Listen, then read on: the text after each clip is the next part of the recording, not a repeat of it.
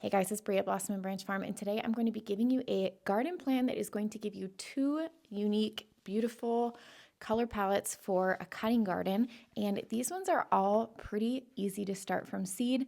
Let's go. All right, so as always, I usually draw this out. I'm going to show this up close here toward the end so that you can see exactly the layout I would recommend and the spacing for these plants.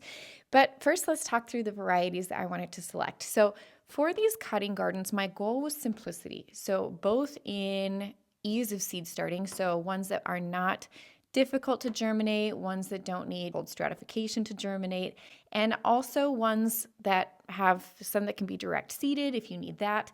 But really pretty overall, I would say these are entry-level cut flowers. So not too complicated and lots of texture in this. I've included some different shapes, some different sizes of flowers, and that's what gives a lot of interest. Now, as always with all of these cutting garden plans that I give, you can always supplement with all kinds of things from your yard. So don't feel limited to what is in the garden itself. If, for example, when these are blooming, you have some foliage going, lilac foliage is always really nice, peony foliage is really nice to add into these things. You can always cut from bushes and things around your house to add into these bouquets if you want to add a little interest. If you wouldn't mind, guys, check out my book. It's my baby. I've been working on it for years, and if you want to support me, that would mean a whole lot. I've done two different palettes, but both palettes use the same four seeds. So those seeds are going to be zinnias, strawflower, celosia, and feverfew. So if you don't like either of these palettes, or maybe you really, really like one of the palettes, you can do all one palette, or you can do what I'm recommending and split the bed down the middle and do half in one palette and half in the other palette. That way you have lots to mix and match with.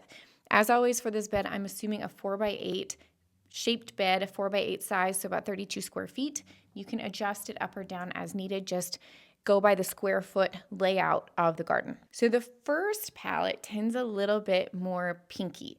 So as always, I usually like to do kind of this like peachy kind of pinky mix. I find it just gives me a lot of different options. I like how it looks at all different times of the year. It looks nice in spring. It looks nice in fall. Whites for me tend to get a little bit buggy. So, while I love a white palette, it's not one that I usually say like, okay, I'm going to do all white, but I do love an all white bouquet. You guys know that I've done those before. I'll go over the different varieties when I go through the palettes here at the end. Let's start by talking about the easiest one to grow, which is the zinnia. So zinnias, as you all know, is one of my absolute favorite cut flowers because it's cut and come again. That means we're going to seed it. As we cut it, it actually creates more blooms, and the blooms tend to get even a little bit better as they go throughout the season. Now, some of the zinnias that I'm recommending, and all of the seeds are from Johnny's. I'm not sponsored by Johnny's, but Johnny's, if you want to sponsor me, shout out. Go ahead and send me a DM. Slide on in. I love that. But all of these seeds are from Johnny's, and some of these are the new bred zinnia varieties. I reviewed these in my video last summer where I showed a lot of the new ones.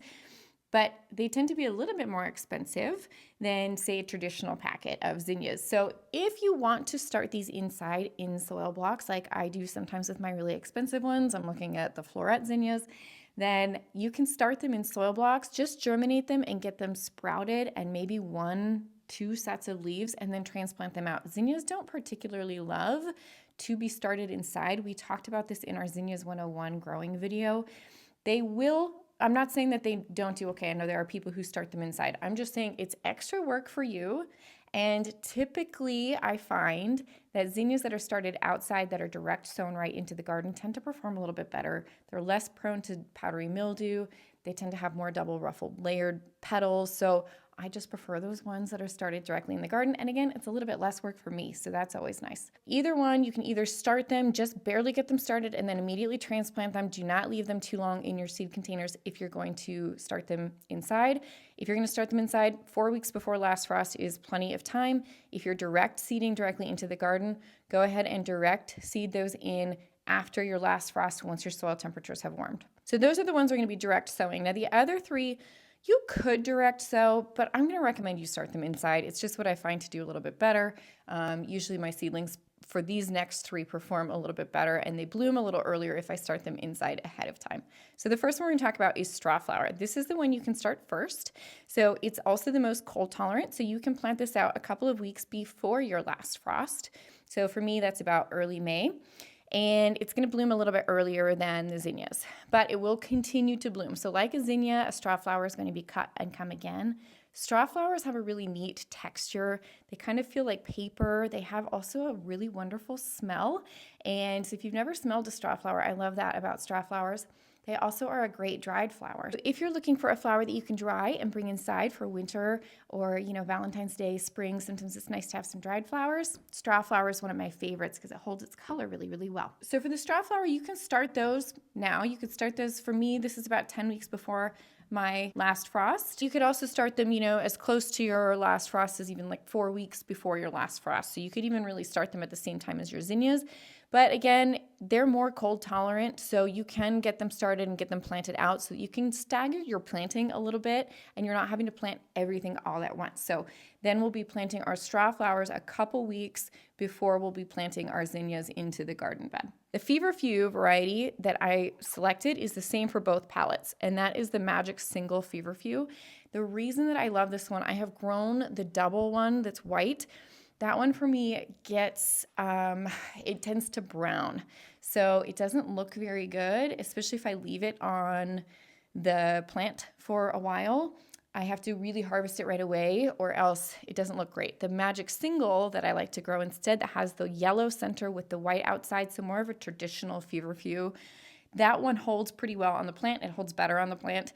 And I will often get a rebloom from these ones, especially if I cut them early in the spring and keep them watered. The second flush of flowers from my Feverfew, wow, that's really hard to say. The second flush of flowers from my Feverfew is typically a little bit shorter. So just bear that in mind, but it does often rebloom for me. So that one is going to be the same for both palettes. And the Feverfew is also cold tolerant. So that's another one you could start now. For me, it's about 10 weeks before my last frost, but you can also start it a little bit later.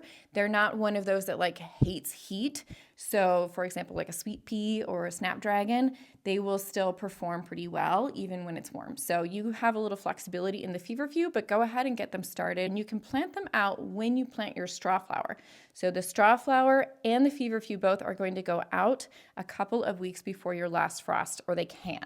All right, the last seed that we're going to put in this plan is going to be Celosia. And I love Celosia because it gives a texture. So there's a couple different types of Celosia. There's one that's more of kind of a wavy brain type, and then there's another one that's more of a spike feather type Celosia. We're going to be growing both, and really you could mix and match these in both of these palettes. I've shown them one with each one, but the one of them is a little bit more of a feather form, so it's got a little spike, which is always a nice addition to a bouquet, and the other one is kind of more of that wavy brain-like shape, which just is always cool and people love to comment on. Okay, so that Celosia is going to be frost sensitive, so we're going to be planting out the Celosia and the zinnia after your last frost, and the straw flower and Feverfew can go out a little bit before. So you've got some nice staggered planting in here, which means you're going to be able to spread out your work a little bit more. The ones that you're going to want to pinch, you can pinch your straw flower, you can pinch your zinnia. The Feverfew will pretty much naturally branch. You don't need to pinch that one. And I would also pinch your Celosia. All right, so pinch it all. Pinchy, which means you're going to take off that little top bit of growth. Once you've got like 3 sets of leaves on the seedling, you can go ahead and take off the top set of leaves, and that will stimulate the plant to produce more stems from lower down on the plant, so you get more flowers. Okay, let's talk about varieties quickly. So for the pinkier mix, I picked 2 zinnias for this plant. So I picked the Ballerina, which is the new variety from Johnny's. I grew it last year. I loved it. That one skews a little bit pinkier. And then also the Oklahoma Salmon. The Oklahoma Salmon is a classic, and I used both of those because the Ballerina zinnias are actually pretty large, and the Oklahoma Salmon are small. So it's nice to have that little bit of range in zinnia size. It just adds a lot to a bouquet to have some large and some small. So I've done both of those in there. Pinkier mix, we're going to be using the Silvery Rose straw flower. We've got that Magic Single Feverfew. And for the Celosia for this mix, I use the Selway Crystal Beauty Celosia, which is kind of that wavy brain shape. Now you could also throw the Celosia from the other palette in here as well. As I mentioned, they'll kind of mix and match nicely. But so it kind of forms this really pretty light peachy pinky mix. Now, if you want to use, I forgot to mention, if you want to use instead for the zinnia, if you're looking for a little bit more peachier tone, you could go with the new Linen zinnia from Johnny's, but I haven't grown it yet. It's new this year. So, I didn't want to flat out recommend it because I haven't grown it yet. So I don't know, but my experience with all of their new zinnias has been very, very good. I assume it's going to be good. Johnny's doesn't tend to put stuff out before it's ready. So love the linen. You could really go with the linen or the ballerina, but I would do them with that Oklahoma salmon. Again, just to give a variety of size. For this second palette, I went with more of a dramatic, darker palette, still a little bit into the peachy. So again, these will play together really well also. So if you want to grow all of them, go ahead and grow all of them. If you like one of them more than the other, grow more of one than the other. It's very customizable. But for this one, I used for the strawflower, I used the apricot peach mix, which gives kind of a nice variety of peaches and reds.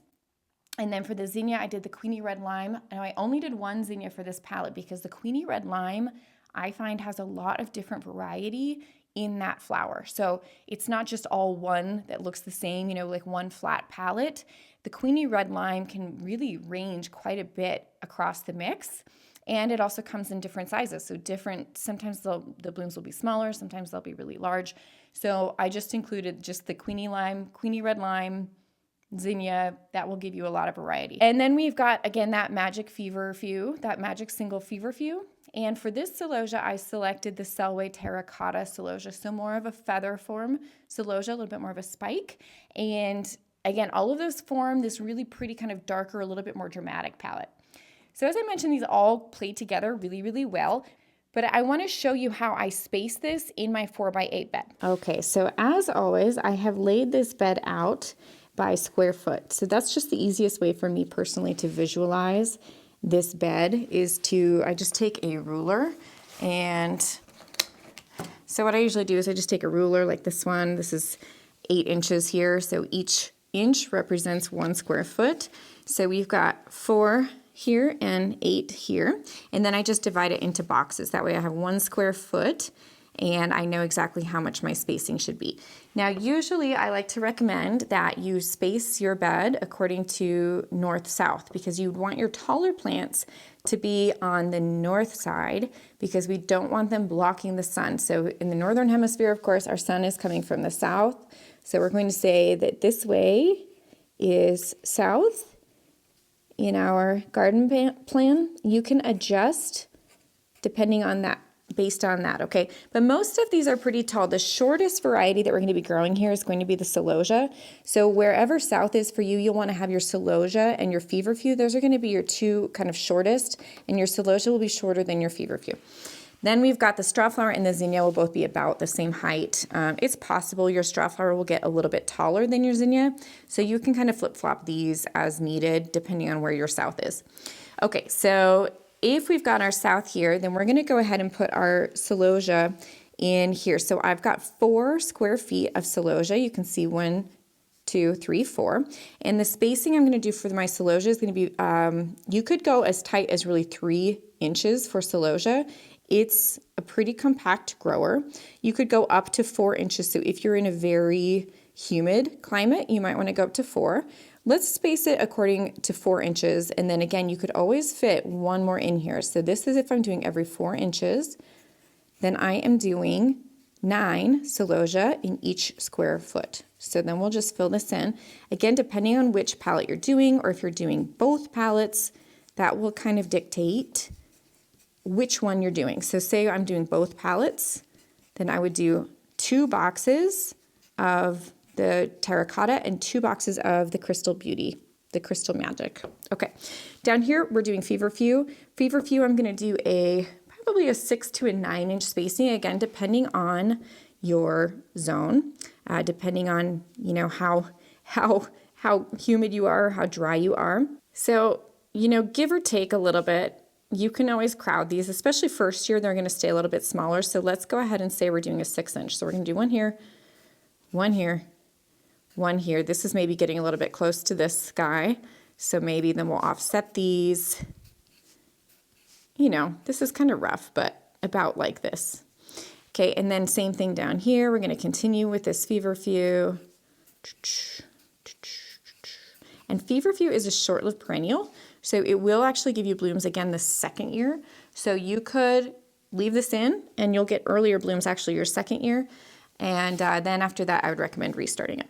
All right, strawflower, you're going to do about the same spacing as you will the Feverfew. Maybe give it a little bit more space. You might want to give this Celosia here a little more room. So maybe we're going to space this a little bit back, and we're going to do our strawflower pretty similar to what we did for our Celosia.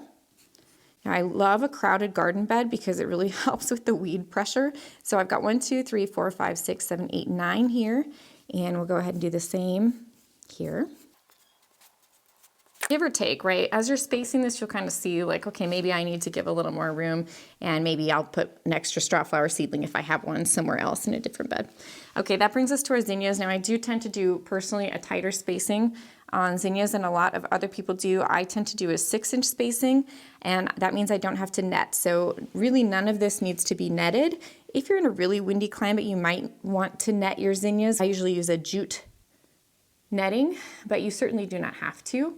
And again, my zinnias, especially these varieties, tend to stay pretty upright. So I'm really gonna cram them in here. So let's just, for the interest of, we'll say that we're doing a little bit of a bigger spacing on these zinnias. Maybe you're just concerned about, powdery mildew or what have you. So we'll do a little more generous spacing here.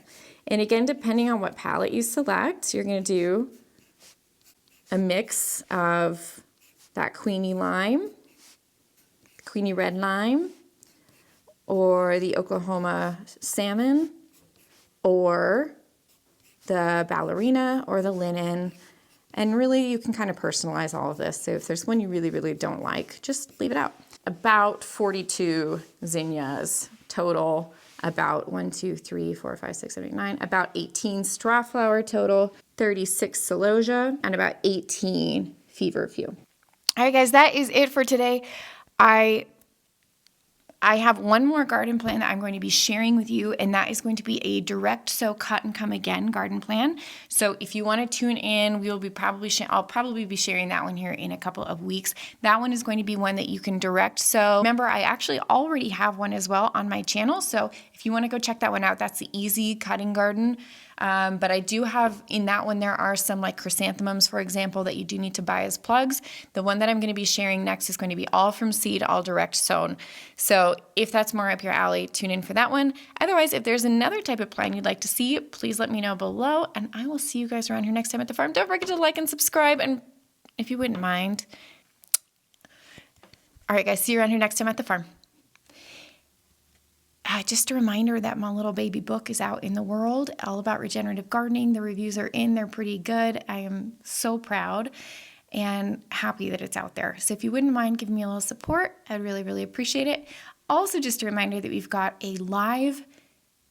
we are live on our on-farm intensive workshop, where we're going to be learning all about how to grow tunnels, how to build tunnels, how to grow cover crops, how to soil block, soil health, flower arranging workshop. All of that is included, and farm to table meals are included as well. So if you want to check that out, I'll put the link below.